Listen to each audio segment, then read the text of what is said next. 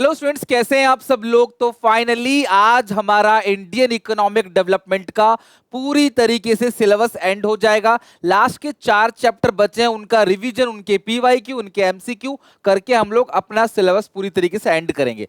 कल भूलना मत, मैक्रो इकोनॉमिक्स का 10 मिनट सीरीज आएगा। परसों मैक्रो इकोनॉमिक्स का इंडियन इकोनॉमिक डेवलपमेंट का 10 मिनट सीरीज आएगा और कल शाम को लाइव भी है। तो रेडी रहना अच्छे से, पूरा का पूरा प्रिपरेशन लाइव पे भी कराऊंगा और वीडियो में भी। बाकी 19 तारीख को सुबह लाइव है, वो भी मत भूलना, ठीक है। और आपको आज शाम तक एसपीसीसी ऐप पे मॉक टेस्ट भी अवेलेबल हो जाएगा, तो आप अपनी मॉक्स भी प्रिपरेशन कर सकते हो। बिल्कुल हूबहू उसी तरीके से आपको क्वेश्चन पेपर देखने को मिलेगा। तो स्टार्ट करते हैं। चैप्टर 5-6 दोनों बड़े चैप्टर है, रूरल डेवलपमेंट एंड एम्प्लॉयमेंट। कोशिश करते हैं 30 मिनट्स के अंदर अच्छे से पूरा का पूरा चैप्टर खत्म करने की। दोनों चैप्टर रूरल डेवलपमेंट मतलब जो रूरल एरिया है ना, उसको डेवलप करेंगे। रूरल एरिया में जो लोग रहते हैं उसको डेवलप करेंगे। इंडिया में ज्यादातर एरिया अभी भी ग्रामीण क्षेत्र है और वहां के लोगों के पास ना पक्की सड़क है, ना प्रॉपर बिजली है, ना अच्छी वहां पे अर्थव्यवस्था है, ना वहां पे रोजगार की सुविधा है वहां पे। तो लोग जो है अर्बन एरिया में मूव कर जाते हैं बहुत सारे लोग। तो हमें रूरल एरिया का डेवलपमेंट करना जरूरी है। बिना रूरल एरिया का डेवलपमेंट किए हुए हम ओवरऑल कंट्री का डेवलपमेंट नहीं कर सकते। तो रूरल एरिया को डेवलपमेंट करने का प्रोसेस क्या है? सबसे पहले लैंड रिफॉर्म्स, लैंड के रिगार्डिंग जो भी रूल रेगुलेशंस है ना, उनको ठीक करना। गांव के लोगों को, यानी जो ह्यूमन रिसोर्सेस है रूरल एरिया में, उनको डेवलप करना, उनको प्रॉपर अच्छी एजुकेशन, उनको हेल्थ फैसिलिटी प्रोवाइड कराना। रूरल एरिया में इंफ्रास्ट्रक्चर डेवलप करना, पक्की सड़कें होना चाहिए, फैक्ट्रीज, कारखाने, बैंकिंग, शिपिंग, इंश्योरेंस, ऐसी क्लास फैसिलिटी रूरल एरिया में होनी चाहिए। पॉवर्टी एलिवेशन प्रोग्राम, सरकार को ऐसे ऐसे प्रोग्राम बनाना चाहिए जिससे गरीबी को हटाया जा सके। जैसे एग्जांपल है मनरेगा हो गया, या फिर ग्रामीण रोजगार योजना हो गया, इस तरीके से ग्राम विकास योजना हो गया। ऐसे बहुत सारे अलग अलग योजनाएं हैं, तो वो ज्यादा लागू करना पड़ेगा ताकि रूरल एरिया के लोग जो है वो डेवलप कर सके, उनकी गरीबी खत्म हो सके। और अगला प्रोडक्टिव रिसोर्सेज, मतलब रोजगार का साधन प्रोवाइड करना होगा उनको। कंपनी कारखाने लगाने पड़ेंगे वहां पे ताकि लोग वहां पे काम करें और रोजगार जनरेट करें। उनको अलग अलग जगह शिफ्ट नहीं करना पड़ेगा, माइग्रेट नहीं करना पड़ेगा। रूरल एरिया को डेवलप करने के लिए सबसे ज्यादा इंपॉर्टेंट जो है वो है रूरल क्रेडिट। बिना पैसे के आप रूरल एरिया को डेवलप नहीं कर सकते। गांव के जितने भी लोग होते हैं ना, वो खेती बाड़ी करते हैं, तो उनको अच्छी फसल उगाने के लिए अच्छे बीज, इंसेक्टिसाइड, पेस्टिसाइड, फर्टिलाइजर की जरूरत पड़ती है। तो रूरल क्रेडिट जो है वो गांव के लोगों को उधार देगा, और जब वो फसल उगा लेंगे अच्छे से, उसको बेच के वो क्रेडिट जो है उनको लौटा देंगे, राइट। तो रूरल क्रेडिट के 2 तरह के सोर्सेस हैं, नॉन इंस्टीट्यूशनल और इंस्टीट्यूशनल। इंस्टीट्यूशनल सोर्सेज मतलब गवर्नमेंट रेगुलेट करता है इसको। नॉन इंस्टीट्यूशनल यानी जो इनफॉर्मल सोर्सेज है, जहां पे सरकार इसको रेगुलेट नहीं करती। सीधी सी बात है, जो नॉन इंस्टीट्यूशनल सोर्सेस है, agriculture credit given by these sources are called non institutional sources of rural credit. Traditionally farmers are obtaining loan from these sources. तो पुराने टाइम पे किसान जो है इन सोर्सेस से लोन लिया करते थे। जैसे मनी लैंडर, साहूकार, इनका मेन पर्पस ही लोन देना होता है। ये हाई रेट ऑफ इंटरेस्ट पे किसानों को लोन देगा, फिर उनके अकाउंट्स को मैनिपुलेट करेगा, धांधलेबाजी करेगा और जीवन भर उनके ऊपर कर्जा बनाए रखेगा। रिलेटिव, बिना इंटरेस्ट के या लो रेट ऑफ इंटरेस्ट पे अपने रिश्तेदारों से भी किसान उधार ले सकता है। ट्रेडर एंड कमीशन एजेंट, ये वो लोग हैं जो बेसिकली आपको उधार देंगे और आपकी जब फसल बन जाएगी ना पूरी की पूरी, कटने से पहले आपकी पूरी फसल जो है ये खरीद लेंगे। ये ट्रेडर और कमीशन एजेंट होते हैं और ये भी बहुत धांधलेबाजी करते हैं, उनको फोर्स करते हैं कि फसल कटने से पहले अपना सारा अनाज जो है हमें बेच दो। अगला है जमींदार, इनका काम तो नहीं होता उधार देना, लेकिन ये लोग भी उधार देते हैं। लैंडलॉर्ड जो है वो भी उधार देते हैं और ये भी उनके अकाउंट से मैनिपुलेट करते हैं और हाई रेट ऑफ इंटरेस्ट पे उधार देते हैं। इन पे कोई रेगुलेट करने वाला, कंट्रोल करने वाला नहीं है। इसीलिए उधार आप किससे लेते हैं लोग? ये तो हो गया class money lender, relative, trader, commission agent, landlord. अब उधार लेते हैं लोग इंस्टीट्यूशनल सोर्सेज से। ये ऐसे सोर्सेस हैं जिसको गवर्नमेंट कंट्रोल करती है। और इन सोर्सेस के अंदर कौन कौन से सोर्स आते हैं? Cooperative credit society, land development bank, commercial bank, regional rural bank, government, NABARD, self help group. ये 7 पॉइंट है। These are the institutional sources. 1 marker में भी आ सकता है और 3 to 4 मार्क्स में भी आ सकता है। तो जो सबसे पहला कोऑपरेटिव क्रेडिट सोसाइटी है, चीपेस्ट और बेस्ट सोर्स है rural credit in India. Definitely class cooperative finance. यहाँ पे कई सारे लोग जो है अपना थोड़ा थोड़ा पैसा जोड़ते हैं और उस पैसे से एक लमसम इकट्ठा होता है और उससे लोगों को उधार देते हैं। इसी को क्या बोलते हैं? Cooperative credit society. बहुत सारे एग्जांपल है, सहारा क्रेडिट सोसाइटी, आदर्श क्रेडिट सोसाइटी, नवजीवन, ऐसे कई सारे क्रेडिट सोसाइटीज के नाम याद रखने, मैंने सिर्फ आपको समझाने के लिए बताया। सहारा का नाम तो आपने सुना ही होगा, जो बैंकरप्सी में चला गया। अगला है लैंड डेवलपमेंट बैंक। ये बैंक आमतौर पे लंबे समय के लिए उधार देती है लैंड के परमानेंट इरिगेशन फैसिलिटीज पे, है ना, और against the mortgage of their land for its permanent improvement, जमीन गिरवी रख के जमीन की इंप्रूवमेंट पे, मशीन्स खरीदने पे, है ना, एग्रीकल्चर इंप्लीमेंट खरीदने पे, कोई पुराना लोन है उसको रीपे करने के लिए, ट्रैक्टर खरीदने के लिए, ये लैंड डेवलपमेंट बैंक लोन देती है, भूमि विकास बैंक बोलते हैं इसको। कमर्शियल बैंक तो पता ही आपको, जितने भी कमर्शियल बैंक से, चाहे वो नेशनलाइज हो चाहे प्राइवेट बैंक हो, वो भी किसानों को उधार देती है, लेकिन ज्यादा उधार सरकारी बैंक ही देती है, nationalise bank. Regional rural bank, जहां पे कमर्शियल बैंक नहीं होते वहां पे कौन से बैंक होते हैं? ग्रामीण बैंक, इसको बोलते हैं रीजनल रूरल बैंक, यानी कि ग्रामीण बैंक। तो ये भी उधार देते हैं किसानों को ताकि वो लोग डेवलप कर सके, चीजें खरीद सके और बीज खरीद सके, इंसेक्टिसाइड पेस्टिसाइड को खरीद सके। सरकार जब डिस्ट्रेस होता है, मतलब कहीं पे मान लो सूखा पड़ गया या फिर बंजर जमीन हो गई, वहां के पैदावार वहां अच्छी नहीं हुई, तो सरकार भी उधार देती है बहुत लो रेट ऑफ इंटरेस्ट पे, और डिस्ट्रेस के टाइम पे देती है। कब देती है? डिस्ट्रेस के टाइम पे सरकार उधार देती है, इसको बोलते हैं तकावी लोन, आमतौर पे 6% पे।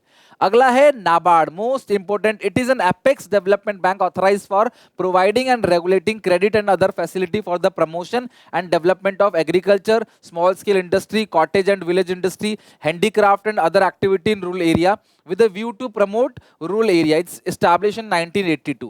तो जो नाबार्ड है उसकी जो एस्टैब्लिशमेंट है वो 1982 में हुआ है। तो ये एपेक्स बैंक है जो पूरा का पूरा एग्रीकल्चर एरिया, रूरल एरिया को डेवलप करने की बात करता है। ये एपेक्स बैंक है। नाबार्ड की फुल फॉर्म याद रखना, एस्टैब्लिशमेंट ईयर याद रखना।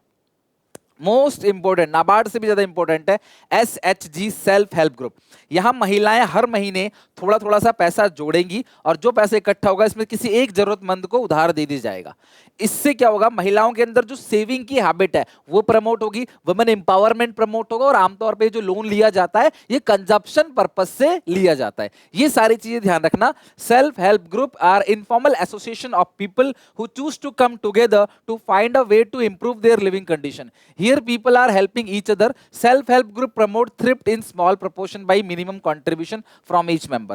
From the pool money, credit is given to needy members at reasonable interest rate, which is to be repaid in small installment. Self-help group have also been help in empowerment of women. However, the borrowing is mainly for consumption purpose. Cooperative credit society में borrowing जो था वो consumption purpose से नहीं, सभी purpose के लिए था। यहाँ जो borrowing है वो सिर्फ और सिर्फ consumption purpose से है। अच्छा, रूरल क्रेडिट सिस्टम में प्रॉब्लम क्या है? इनसफिशिएंसी, यानी कि जो रूरल क्रेडिट स्ट्रक्चर है ना, the volume of rural credit जो है वो इन कंट्री में is still insufficient in comparison to demand. जितने पैसों की जरूरत है ना उतनी सप्लाई नहीं हो पा रही। जरूरत ज्यादा है उधार, गांव में ज्यादा पैसे की जरूरत है, सप्लाई कम पैसों की है। सैंक्शन बहुत कम है, किसी को 10 लाख का लोन अगर डिमांड करता है उसको 7 लाख का 6 लाख का ही लोन मिलता है, तो सैंक्शन अमाउंट कम है। इंस्टीट्यूशनल सोर्सेज बहुत कम है। अटेंशन नहीं दिया जाता पुअर फार्मर्स पे। जो मार्जिनल फार्मर्स है, रिच फार्मर्स है, उनको उधार मिल जाता है। रिच को उधार दे देते हो, गरीबों को एक्चुअल में जरूरत है उनको उधार देते नहीं, और रिच फिर लेके भाग जाते हैं, फिर उनका कुछ कर पाते नहीं। ग्रोइंग ओवरड्यू, बहुत ज्यादा ओवरड्यू इकट्ठा होता चला जा रहा है, यानी कि बहुत ज्यादा कर्जा किसानों पे इकट्ठा होता चला जा रहा है। और ये कहीं ना कहीं एक दावा भी है बैंकों का कि भैया किसान जो जानबूझ के लोन की पेमेंट नहीं करता और बाद में वो सरकार से डिमांड करता है कि भाई लोन माफ कर दो, जिसकी वजह से वो लोग उधार देना कम करते हैं, किसानों को उधार देना पसंद बैंक नहीं करते। So these are the problem in rural credit system. Next है agriculture marketing system. Agriculture marketing system का मतलब क्या दिया? Agriculture market system refers to system through which agriculture products reach our table. अगर हमारे टेबल पे जो फल है, सब्जियां हैं, आ रही हैं हमारे टेबल पे, तो वो एग्रीकल्चर मार्केटिंग सिस्टम के थ्रू ही आ रहा है। वो एक प्रोसेस है that involve assembling, storage, processing, transportation, packaging, grading and distribution of different agriculture commodity across the country. तो agriculture marketing के अंदर assembling, storage, processing, transportation, packaging, grading and distribution of different agriculture commodities across the country. अच्छा, अब problem face by farmer. किसानों को ना क्या क्या प्रॉब्लम फेस करना पड़ता है? सबसे पहला मैनिपुलेशन बाय बिग ट्रेडर। जो बड़े बड़े ट्रेडर्स होते हैं ना, वो गलत वजन करते हैं, किसानों के साथ मैनिपुलेट करते हैं। उनको पता नहीं रहता किसान को मार्केट में क्या प्राइस चल रहा है, ये सस्ते में सारा इनसे अनाज खरीद लेते हैं। लैक ऑफ मार्केट इन्फॉर्मेशन, किसानों को मार्केट की इन्फॉर्मेशन नहीं है। स्टोरेज फैसिलिटी नहीं, किसान सोचता है आज अनाज नहीं बेचूंगा तो कब तक स्टोर करूंगा, कहीं स्टोर करने पे अनाज, फल हो गया या सब्जियां हो गया, सड़ ना जाए, खराब ना हो जाए। तो रिस्क के फैक्टर से क्या करते हैं, सारा सामान बेच देते हैं क्योंकि इनके पास कोई स्टोरेज फैसिलिटी नहीं है।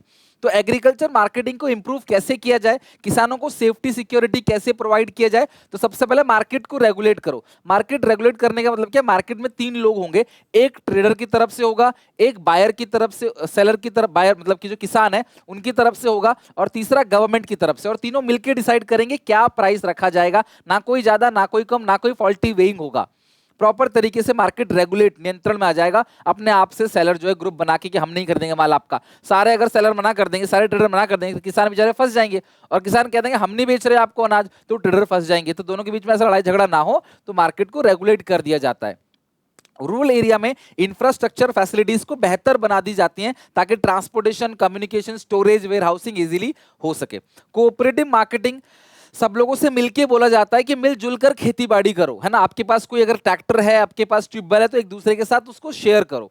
डिफरेंट पॉलिसी इंस्ट्रूमेंट्स, इसके अंदर क्लास अलग अलग तरह के इंस्ट्रूमेंट्स आते हैं। डिफरेंट पॉलिसी इंस्ट्रूमेंट्स के अंदर क्या क्या आता है देखो। डिफरेंट पॉलिसी इंस्ट्रूमेंट में सबसे पहला इंस्ट्रूमेंट है एमएसपी, मिनिमम सपोर्ट प्राइस। किसानों को सरकार बोलती है आप अनाज उगाओ, हम आपके अनाज का एक बेस्ट प्राइस आपको ऑफर देंगे, वो कम से कम होगा, आप उससे ज्यादा मार्केट में किसी को बेच सकते हो, कम से कम तो हम आपको देंगे। तो किसान सेफ है यार, सरकार हमारा अनाज कम से कम इतना तो हमको मिलेगा ही मिलेगा। This is called MSP. Market में जो भी प्राइस चल रहा हो, ये एक अच्छा प्राइस किसान को देते हैं ताकि किसान अनाज उगाता रहे। और इस स्टॉक को लेकर सरकार क्या करती है, इस अनाज का बफर मेंटेन करती, ताकि मुसीबत में, इमरजेंसी में, कोई वॉर की सिचुएशन आ गई, कहीं डिस्ट्रेस आ गई, कहीं सुनामी, कहीं फेमाइन आ गया, तो ये उस अनाज को यूज करते हैं, किसानों से सारा अनाज खरीद लेते हैं अच्छे दाम पे सरकार। और राशन भी बांटते हैं उस अनाज से, तो इसे बोलते हैं पीडीएस, पब्लिक डिस्ट्रीब्यूशन सिस्टम। तो जो राशन और फेयर प्राइस शॉप है, वहां भी सरकार इस अनाज से राशन बांटती है ताकि गरीब अमीर के बीच का फासला कम कर सके। इमर्जिंग ऑल्टरनेटिव चैनल्स बहुत इंपॉर्टेंट है, ध्यान रखना ये पेज।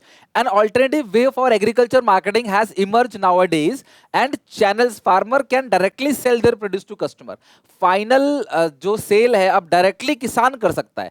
आजकल सिस्टम ये, किसान डायरेक्टली जो है अनाज सब्जियां हो गया, फ्रूट्स हो गए, वो डायरेक्टली बेच सकता है कस्टमर को, बीच में मिडिलमैन की कोई जरूरत नहीं है। तो ये चैनल कौन कौन से, अपनी मंडी पंजाब हरियाणा राजस्थान, ध्यान रखना पंजाब हरियाणा राजस्थान में अपनी मंडी है, हदासपुर मंडी पुणे में है, रिदु बाजार जो है वो क्लास वेजिटेबल और फ्रूट मार्केट से आंध्र प्रदेश का, उजावर सैंडीज तमिलनाडु का। और आजकल क्या है, जितने भी मल्टीनेशनल कंपनीज है, एमएनसी, जैसे ये हो गया McDonald, Subway, KFC, burger king, इनको भी ना बहुत सारे फ्रूट्स और वेजिटेबल की जरूरत पड़ती है। तो ये किसानों को बोलते हैं कि हम आपको हम आपको बीज दे रहे हैं, पैसे दे रहे हैं, और आपको बता दे रहे हैं, गाइड कर दे रहे हैं, आप इसी तरीके से अनाज उगाओ। जैसे आलू चाहिए मैकडी को फ्रेंच फ्राइज में, है ना, तो ये जो फ्रेंच फ्राइज है वो हर जगह देखो सेम टेस्ट का मिलेगा, बिकॉज जो आलू है वो भी सेम टेस्ट का ही है। तो ये लोग अच्छा खासा पैसा देते हैं किसानों को, और किसानों को एक एक्स्ट्रा इनकम भी इससे जनरेट होती है। ऑर्गेनिक फार्मिंग, नेचुरल तरीके से खेतीबाड़ी करना, ग्रीन मैन्योर को यूज करना, insecticide, pesticide, fertiliser, chemical fertiliser को यूज नहीं करना, इसी को क्या बोलते हैं, ऑर्गेनिक फार्मिंग। ऑर्गेनिक फार्मिंग का फायदा क्या है, एनवायरनमेंट जो है वो प्रोटेक्टेड रहता है। ऑर्गेनिक फार्मिंग पेस्टिसाइड फ्री है, तो वो हमको सेफ रखता है, सस्टेनेबल वे में डेवलप होता है। Crop diversity can be seen in organic farming, crop diversity होती है, यानी कि अलग अलग तरीके के क्रॉप जो है आप सेम फील्ड ऑफ लैंड पे उगाते हो। सॉइल की फर्टिलिटी बढ़ती है ऑर्गेनिक फार्मिंग से। ऑर्गेनिक फार्मिंग से आपकी हेल्थ बेहतर होती है, इकोसिस्टम बेहतर होता है, लोगों की जान नहीं जाती। और क्योंकि ये पेस्टिसाइड फ्री है, तो ग्राउंड वाटर और एयर पॉल्यूशन भी ऑर्गेनिक फार्मिंग से नहीं होता। मेजर प्रॉब्लम क्या है ऑर्गेनिक फार्मिंग के अंदर, प्रॉब्लम है लैक ऑफ अवेयरनेस, लोगों को नॉलेज ही नहीं है ना, लैक ऑफ इंफ्रास्ट्रक्चर और मार्केटिंग फैसिलिटी। ऑर्गेनिक प्रोडक्ट्स के लिए proper infrastructure, proper marketing facility develop नहीं है, इनपुट कॉस्ट बहुत ज्यादा है, आउटपुट कम आता है, और फूड की जो लाइफ है बहुत शॉर्ट होती है। भाई केमिकल वाला ना, केमिकल देके उसको स्टोर करके रख सकते हो, टमाटर जो होता है घर का टमाटर, वो 1-2 दिन में, 4 दिन में, हफ्ता भर, 10 दिन में खराब सड़ जाता है। टमाटो केचप पूरे साल भर चलता है, क्यों? क्योंकि उसमें पेस्टिसाइड्स या फिर उसमें बहुत सारे प्रिजर्वेटिव्स, पेस्टिसाइड तो नहीं, प्रिजर्वेटिव्स डले होते हैं उसको स्टोर करने के लिए। तो ऑब्वियसली शॉर्टर फूड लाइफ होगा, जो चीजें नेचुरल है तो फूड लाइफ भी क्या होगी, छोटी होगी। नेक्स्ट है डाइवर्सिफिकेशन ऑफ एग्रीकल्चर। खाली खेतीबाड़ी करोगे ना तो आगे रिस्क भी रहेगा, कभी फसल अच्छी नहीं हुई और सभी लोग खेतीबाड़ी कर रहे हैं, तो खेतीबाड़ी के अलावा भी और चीजें हैं, उनको करना ही क्या है, डाइवर्सिफिकेशन। डाइवर्सिफिकेशन का फायदा क्या है, खेतीबाड़ी के अलावा like horticulture, poultry, dairy, fisheries, अलग अलग काम है, बी कीपिंग का काम हो गया। This is called diversification of agriculture. तो it helps in reducing the risk factor. अगर आप डाइवर्सिफिकेशन करते हो ना, तो अगर कल को फसल अच्छी नहीं हुई तो एक रिस्क फैक्टर जो है वो खत्म हो जाएगा, आप सेफ रहोगे, चलो हमने कुछ और काम किया है। मल्टीपल क्रॉप आप उगा सकते हो सेम फील्ड ऑफ लैंड पे, जिससे प्रोडक्टिविटी बढ़ती है। इसको ना क्रॉप रोटेशन है वो बोलते हैं। The agriculture sector already crowded है, सभी लोग खेती बाड़ी कर रहे हैं, तो भैया कहीं ना कहीं एक एडिशनल इंप्लॉयमेंट जनरेट होती है अगर आप खेती बाड़ी के अलावा कुछ और करते हो। The importance of crop diversification lies in fact that it effectively increase the soil fertility and control paste incidences. तो अगर आप अगर आप क्रॉप रोटेट करते हो तो सॉइल की फर्टिलिटी बढ़ेगी और पेस्ट अटैक जो है, कीड़ों का अटैक जो है वो कम से कम होगा। ठीक है, नाउ ये एक एक्स्ट्रा टॉपिक है, तमिलनाडु वुमेन इन एग्रीकल्चर तनवा। अब ये क्या है class? Tamil Nadu women in agriculture was a project initiated in late 1980 in Tamil Nadu to train women latest agriculture technique. महिलाओं को लेटेस्ट एग्रीकल्चर टेक्निक और ऑर्गेनिक फार्मिंग के लिए ट्रेनिंग देना। ये वुमेन को इनकरेज करते हैं पार्टिसिपेट करने के लिए agriculture productivity and family income at a farm. Women group is Tiruchirappalli run by Anthoniammal. Trained women are successfully making and selling class very compost and earning money। यार very compost मतलब वो होता है ना कि जो क्या कहते हैं उसको, अर्थवॉर्म होते हैं ना, अर्थवॉर्म है ना। तो ये क्या करते हैं, वो लोग मट्टी खाते हैं ना, कैंचुए होते हैं, तो वो लोग मट्टी खाते हैं और मट्टी को फिर वो फिल्टर करके निकालते हैं। वो तो उपजाऊ वाली मट्टी होती है, आपने देखा होगा गांव में दाने दाने से मट्टियों में इकट्ठा हो जाते हैं, बारिश के टाइम पे ज्यादा दिखते हैं ना, कैंचुआ बोलते हैं उसको। Many other farm women groups are creating savings in their group by functioning like mini bank through micro credit system. With the accumulated savings they promote small scale household activity like mushroom cultivation, soap manufacture, doll making or other income generating activity. These could be similar initiating in area or neighborhood rural area। तो basically ये क्या करते हैं, vermi compost यानी कि वो जो earthworm होते हैं ना, उसकी एक तरीके से खेती करते हैं और वो जो मट्टी को वो करते हैं, फिल्टर कर देते हैं ना, उसको ये लोग बेच देते हैं, वहां पैदावार बढ़ जाती है। अच्छा, इसकी फुल फॉर्म ध्यान रखना बस, और कुछ नहीं, फुल फॉर्म ही तुम्हें पता होना चाहिए, बहुत बाकी वुमेन्स का ग्रुप है ये पता होना चाहिए। Non farm area of employment, खेती बाड़ी के अलावा आप और क्या क्या कर सकते हो नॉन फार्म एरिया में? एनिमल हस्बेंड्री, पशुपालन, दूध के लिए हो गया डेयरी, फिशरीज मछली पालन, हॉर्टिकल्चर क्लास हनी और बी के लिए, या फिर हॉर्टिकल्चर उसके लिए, सॉरी हॉर्टिकल्चर में जितने भी ट्यूबर क्रॉप्स हैं उनके लिए हो गया, फ्रूट्स वेजिटेबल्स के लिए हो गया, और इंफॉर्मेशन टेक्नोलॉजी। अब एनिमल हस्बेंड्री क्या है? It includes breeding, rearing and caring for farm animal. It provides livelihood to over 70 million rural farmers. India is one of the largest livestock population in the world. Livestock is also used by the farmer as an instrument in farm for livestock जो है transportation के लिए भी use किया जाता है, agriculture input को transfer करने के लिए, और जो transportation के लिए, और cow are used for field conventional plugging, वो हल से खेत जोतने के लिए भी जानवरों का इस्तेमाल किया जाता है। पोल्ट्री का लार्जेस्ट शेयर है टोटल लाइव स्टॉक में इंडिया में। मुर्गी पालन सबसे ज्यादा होता है। लाइव स्टॉक प्रोवाइड करता है stability of income, food security, खाते भी है मुर्गा, ट्रांसपोर्ट, फ्यूल और nutrition for the family without disrupting other food producing activity. पशुपालन अगर आप करते हो ना, तो जो अदर फूड प्रोड्यूसिंग एक्टिविटी है, जितने भी अदर फूड प्रोड्यूसिंग एक्टिविटी आप कर रहे हो, वो डिस्टर्ब नहीं होता, आपको एक एक्स्ट्रा इनकम जो है यहाँ पे मिल जाती है। और सबसे लार्जेस्ट शेयर किसका है लाइव स्टॉक में? मुर्गी का, माने मुर्गी पालन।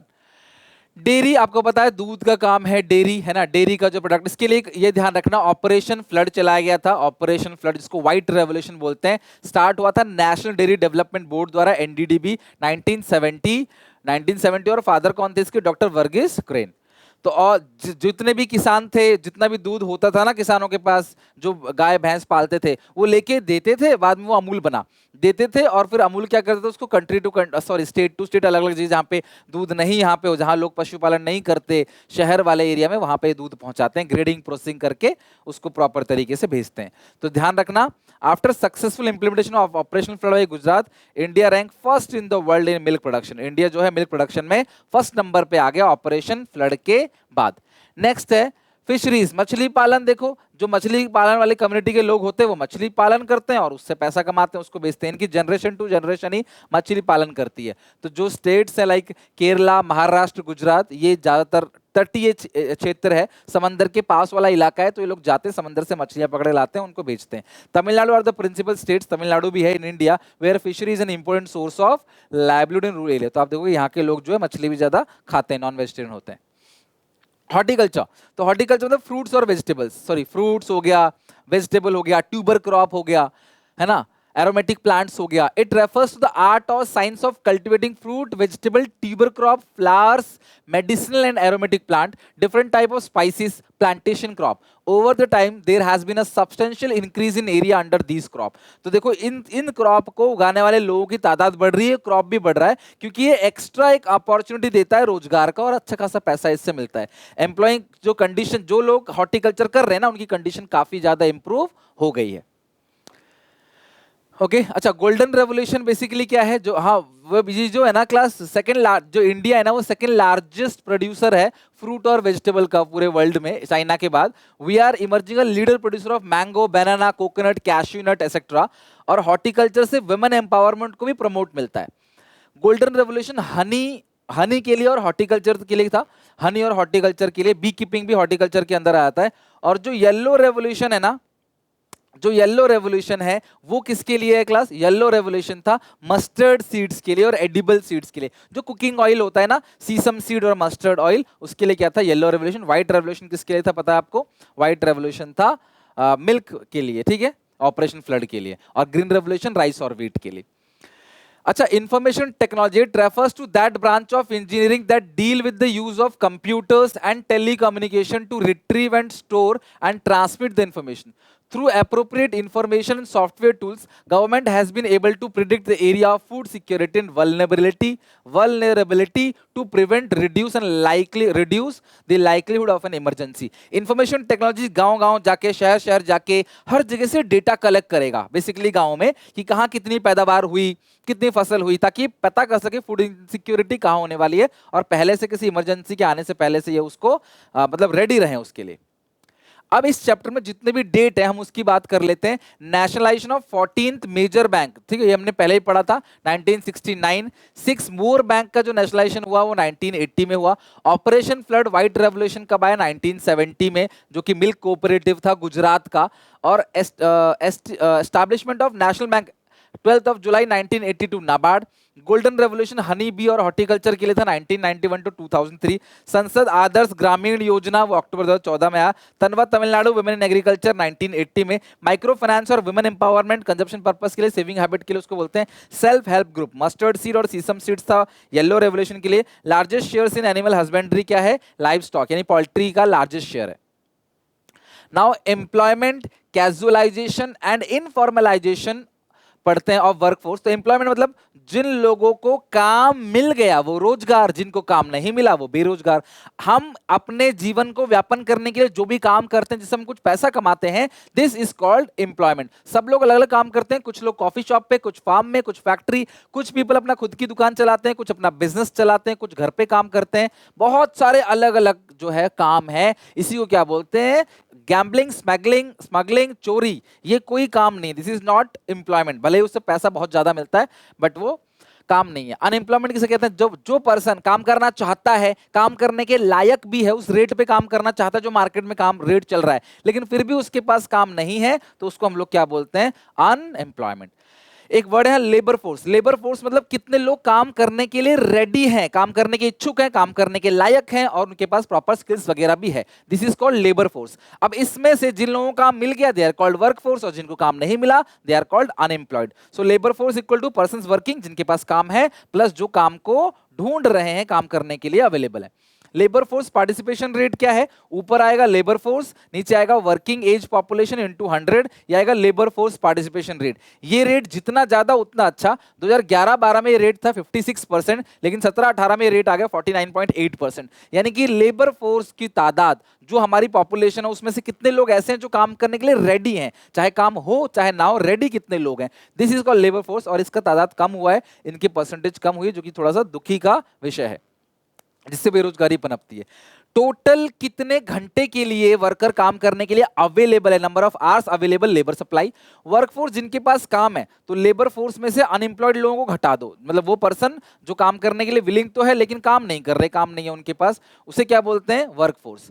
नेक्स्ट है वर्कर पॉपुलेशन रेशियो. जो वर्कर पॉपुलेशन रेशियो है उसका फॉर्मूला क्या है? Worker upon population into 100. ध्यान रखना, number of worker upon population into 100 आएगा वर्कर पॉपुलेशन पॉपुलेशन रेशियो।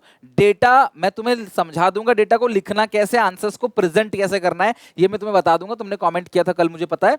अभी के लिए डेटा को समझना है, बस समझ के लिखना है, रट्टा मत मारना। डेटा आपको नहीं आएगा लिखने के लिए, अंडरस्टैंड करके फिर ये पूरा डेटा दे देगा, you have to explain that.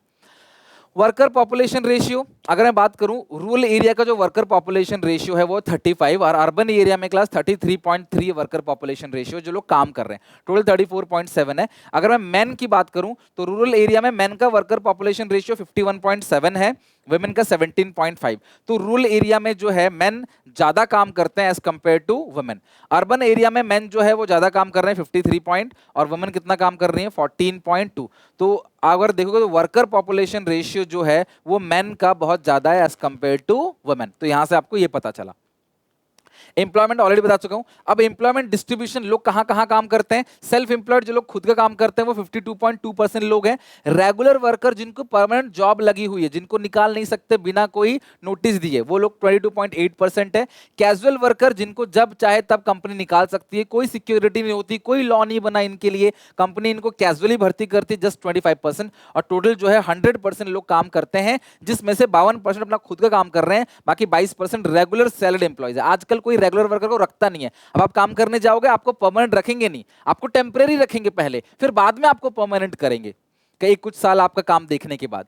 Regular worker मैंने बता दिया class, when a worker is engaged by someone और by enterprise for paid wages on regular basis, regular basis पे आपको सैलरी मिलेगी, आपका पीएफ कटेगा, आपको इंश्योरेंस मिलेगा, सब कुछ आपको बेनिफिट मिलता है, वो रेगुलर वर्कर हो। कैजुअल वर्कर कोई सोशल सिक्योरिटी बेनिफिट आपको नहीं मिलेगा, casual worker.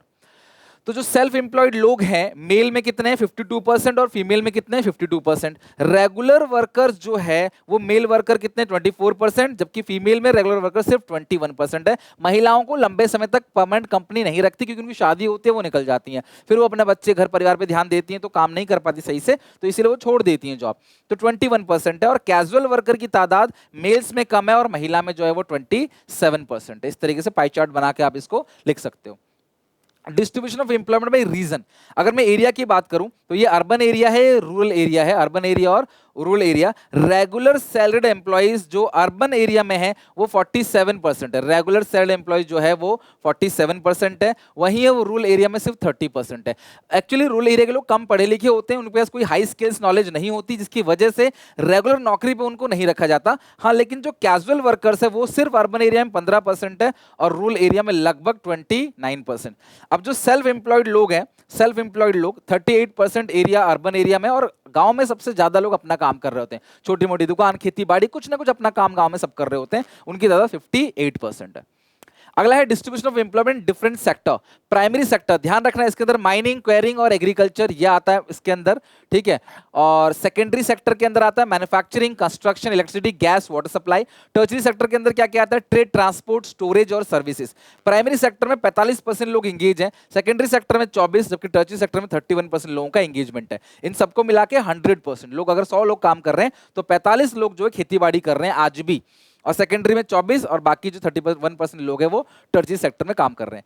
Distribution of rural urban employment in different sector. Rural urban employment की बात करें, रूरल एम्प्लॉयमेंट प्राइमरी सेक्टर में, ध्यान समझना, रूरल एरिया में लगभग 60% लोग प्राइमरी सेक्टर में काम करते हैं, और सेकेंडरी सेक्टर के अंदर 20, और सिर्फ 19.8% लोग जो है वो टर्चरी सेक्टर में काम करते हैं। मतलब 20-20-60 ऐसा याद रखो अप्रॉक्स, क्योंकि आपको नंबर नहीं पूछेगा, आपको बोलेगा कौन ज्यादा है कौन कम है। सबसे ज्यादा काम करते हैं खेतीबाड़ी, फिर मैन्युफैक्चरिंग, और फिर जाके टर्चरी। यहां उल्टा है, सबसे ज्यादा टर्चरी सेक्टर में काम करते हैं अर्बन एरिया में, शहर में। उससे कम जो काम कर रहे होते हैं वो काम कर रहे होते हैं सेकेंडरी और टर्चरी सेक्टर में, अर्बन एरिया में। प्राइमरी खेतीबाड़ी में सिर्फ 6.6% लोग काम कर रहे हैं, मैन्युफैक्चरिंग में 34.3, बिल्कुल उल्टा। यहां सबसे ज्यादा लोग कहां काम कर रहे हैं, सर्विस में, सबसे कम एग्रीकल्चर। यहां सबसे ज्यादा कहां काम कर रहे हैं, एग्रीकल्चर, और सबसे कम कहां काम कर रहे हैं, सर्विस सेक्टर में। रूरल और अर्बन एम्प्लॉयमेंट। अगला है distribution of employment male female on different sector. Male female के बेसिस पे अगर मैं मेल वर्कर की बात करूं, टर्चरी सेक्टर में 33% जो है वो मेल वर्कर्स हैं, और फीमेल की बात करें तो 25% फीमेल वर्कर्स है। मेल वर्कर टर्चरी सेक्टर में, सर्विस सेक्टर में ज्यादा होते हैं due to their higher level of education और ड्यू टू देयर कंटिन्यूटी। वो शादी के बाद जॉब नहीं छोड़ते, जॉब महिलाएं छोड़ती हैं, तो कंपनी उनको लंबे समय तक रखना पसंद नहीं करती महिलाओं को। सेकेंडरी ऑलवेज एक्सेप्शन है, ठीक है, एक्सेप्शन ऑलवेज है, बट इन जनरल बात कर रहा हूं। सेकेंडरी सेक्टर में 27% जो है वो मेल वर्कर है, क्योंकि मेल जो है फिजिकल वर्क ज्यादा करते हैं और फीमेल 18% है। और एग्रीकल्चर करने में मेल का सिर्फ 41%, जो कि फीमेल का 57। खेती बाड़ी, महिलाएं ज्यादा खेती बाड़ी करते हैं गांव में भी। अगर आप खेतों में जाके देखोगे तो ज्यादा चांसेस है कि कोई महिला काम करती है आपको पहले दिख जाए। आजकल इंसान ना मशीन से काम कराना चाहता है, तो मशीन आ रही है, प्रोडक्शन तो हो रहा है, लेकिन रोजगार नहीं मिला लोगों को। This is called jobless growth, यानी कि ग्रोथ तो हो रहा है लेकिन जॉब जो है वो नहीं मिल रही, क्योंकि काम मशीन कर रहे हैं। अगर आप देखोगे प्राइमरी सेक्टर में परसेंटेज जो है वो कंटिन्यू हर कुछ कुछ साल में घटता चला जा रहा है, जबकि सेकेंडरी और टर्चरी सेक्टर में जो परसेंटेज है वो बढ़ता चला जा रहा है। पहले लोग ज्यादा प्राइमरी सेक्टर में काम करते थे, अब धीरे धीरे लोग सेकेंडरी और टर्चरी सेक्टर में काम करना शिफ्ट कर रहे हैं। तो एम्प्लॉयमेंट का जो मूवमेंट है वो देखिएगा प्राइमरी से कम होकर सेकेंडरी टर्चरी में बढ़ रहे हैं। कैजुअलाइजेशन ऑफ वर्कफोर्स क्या होता है? रेगुलर सैलरीड एम्प्लॉय या सेल्फ एम्प्लॉयड लोगों की तादाद कम होती चली जा रही है और कैजुअल वर्कर की तादाद बढ़ती चली जा रही है। This is called casualisation of workforce, क्योंकि लोग आजकल रेगुलर सैलरीड एम्प्लॉयज नहीं रख रहे किसी को, और ना ही वो अपना खुद का काम कर रहे हैं, तो वो कहीं और जाके कैजुअली काम कर रहे हैं कि ठीक है जी काम जब तक करेंगे, नहीं तो निकाल दिए जाएंगे। This is called casualisation. Informalisation का मतलब क्या होता है? जब फॉर्मल सेक्टर में लोगों की तादाद कम होने लगे और इनफॉर्मल सेक्टर में बढ़ने लगे, उसको बोलते हैं informalisation of workforce. Sir formal sector क्या होता है? गवर्नमेंट कंपनीज होती है फॉर्मल सेक्टर, या ऐसी कंपनी जिनमें 10 से ज्यादा एम्प्लॉइज हैं। और इनफॉर्मल सेक्टर क्या होता है? जहां 10 से कम एम्प्लॉइज हैं। तो आजकल बड़ी बड़ी कंपनियों में हायरिंग कम हो रही है, तो वहां से तादाद कम होती चली जा रही है, और छोटी छोटी कंपनियां, छोटी दुकान, ढाबा, छोटा काम धाम में लोग जो है वो बढ़ते चले जा रहे हैं। Informalization of workforce refers to situation where there is a continuous decline in the percentage of workforce in formal sector along with simultaneously rise in the workforce in informal sectors को बोलते हैं इन्फॉर्मलाइजेशन। बहुत इंपॉर्टेंट है, examination में बिल्कुल भी इसको miss मत करके जाना। फॉर्मल सेक्टर सरकारी कंपनी, यहाँ 10 से ज्यादा लोग हायर करते हैं जिस कंपनी में, और इनफॉर्मल सेक्टर जहां 10 से कम लोग है ना, which hire less than 10 worker. Formal sector में रहोगे तो वहां पे आपको अच्छा काम, अच्छा रोजगार मिलेगा, सैलरी अच्छी मिलेगी, आपको बिना नोटिस की कंपनी से निकालेंगे नहीं। फॉर्मल सेक्टर में सोशल सिक्योरिटी बेनिफिट मिलेगा, पेंशन ग्रेचुइटी मिलेगी, एक लेबर लॉ बना होगा, आप कंप्लेन कर सकते हो, एक ट्रेड यूनियन होगा। इनफॉर्मल सेक्टर में ऐसा कुछ नहीं है, काम नहीं है जी चले जाओ, छोड़ो निकाल देंगे आपको। और फॉर्मल सेक्टर की तादाद बहुत कम है, जस्ट 7%, और इनफॉर्मल सेक्टर में ओवर 90% लोग आज इनफॉर्मल सेक्टर में काम कर रहे हैं। सिर्फ 7% लोग ऐसे हैं जो फॉर्मल सेक्टर में काम कर रहे हैं। अनएम्प्लॉयमेंट टाइप्स, रूरल अनएम्प्लॉयमेंट, गांव में भी अलग अलग टाइप के अनएम्प्लॉयमेंट है। ओपन अनएम्प्लॉयमेंट देखा जा सकता है, सीधा सीधा काम ही नहीं है किसी के पास, ठीक है। सीजनल अनएम्प्लॉयमेंट, एक सीजन है, गर्मी बेच रहा है आइसक्रीम, सर्दी में खाली बैठेगा। डिसगाइज अनएम्प्लॉयमेंट, 4 लोग काम कर सकते हैं, 7 लोग काम कर रहे हैं बिना मतलब के, 3 लोग दिख रहे हैं काम करते हो लेकिन वो अनएम्प्लॉयड है, इसको हिडन अनएम्प्लॉयमेंट भी कहा जाता है। ये हो गया रूरल अनएम्प्लॉयमेंट, ठीक है। अब अर्बन अनएम्प्लॉयमेंट मतलब जो शहरों में बेरोजगार है उनकी तादाद भी बढ़ती चली जा रही है। इंडस्ट्रीज में काम नहीं है तो इंडस्ट्रियल अनएम्प्लॉयमेंट, पढ़े लिखे लोग हैं फिर भी काम नहीं, क्योंकि प्रैक्टिकल नॉलेज नहीं पता, प्रैक्टिकल एप्लीकेशन नहीं पता, तो बेरोजगार है। टेक्नोलॉजिकल अनएम्प्लॉयमेंट क्या होता है क्लास? जहां पे जब कंटिन्यू नई नई टेक्नोलॉजी आती है और पुराने लोग उस टेक्नोलॉजी को अडॉप्ट नहीं कर पाते, तो वो लोग बेरोजगार हो जाते हैं, उसको बोलते हैं टेक्नोलॉजिकल अनएम्प्लॉयमेंट। बेरोजगारी के अलग अलग कॉजेज हैं। स्लो इकोनॉमिक ग्रोथ, अगर इकोनॉमी ही ग्रो नहीं करेगा तो देश के लोग कैसे ग्रो करेंगे? लोग तभी काम कर पाएंगे जब इकोनॉमी अच्छी होगी। आज सड़क था, इंटरनेट था, तभी तो ओला उबर आया, तभी तो जेप्टो और जोमेटो स्विगी आया। अगर ये फैसिलिटी नहीं है, जोमेटो स्विगी हर जगह नहीं मिलेगा आपको, गांव में क्यों नहीं मिलेगा? वहां पे उसका इंफ्रास्ट्रक्चर नहीं है। अगर वहां जोमेटो स्विगी होता तो वहां के लोग जो है वो काम मिलता उन लोगों को कहीं ना कहीं कंपनीज में। पॉपुलेशन बहुत ज्यादा बढ़ रही है, इतना जॉब नहीं मिल पा रहा, टेक्नोलॉजी पे बहुत ज्यादा डिपेंड हो रहे हैं हम लोग। हमारा एग्रीकल्चर इतना स्ट्रांग नहीं है, जो एजुकेशन सिस्टम है उसमें भी कमी है, पढ़ते कुछ और है, पेपर में कुछ और आता है, रियल लाइफ में कुछ और आता है। जॉइंट फैमिली सिस्टम, परिवार में एक इंसान कमा रहा है, बाकी पूरा परिवार मौज ले रहा है, joint family system. Less saving, लोगों की इनकम कम है तो सेविंग कम है, सेविंग कम तो इन्वेस्टमेंट कम, इन्वेस्टमेंट कम होगा तो फिर कारखाने भी कम लगेंगे। रेमेडियल मेजर्स क्या क्या है? प्रोडक्शन को बढ़ाना चाहिए, ज्यादा ध्यान देना चाहिए एम्प्लॉयमेंट जनरेशन प्रोग्राम पे, एजुकेशन सिस्टम को स्ट्रांग करना चाहिए, एम्प्लॉयमेंट एक्सचेंजेस ज्यादा खोलने चाहिए ताकि वो आपके डेटा को ले और जहां जॉब की कमी है वहां जॉब जो है वो लगवा दे। More assistance to self employed people, जो लोग अपना खुद का व्यापार कर रहे हैं, जो कि बिजनेसमैन है, वो कई लोगों को आप नौकरी दे रहे हैं, तो उनको आपको हेल्प करनी चाहिए ताकि वो और ज्यादा काम बढ़ाएं और लोगों को नौकरी दे। इंफ्रास्ट्रक्चर को स्ट्रांग करना चाहिए, इन्वेस्टमेंट्स को प्रमोट करना चाहिए। इन्वेस्टमेंट, इसीलिए मोदी जी जाते हैं, मोदी जी बाहर जाते हैं अलग अलग कंट्री में और कहते हैं आओ हमारी कंट्री में आके इन्वेस्ट करो, ताकि हमारी कंट्री में कारखाना खुलेगा तो हमारे देश के लोगों को रोजगार मिलेगा।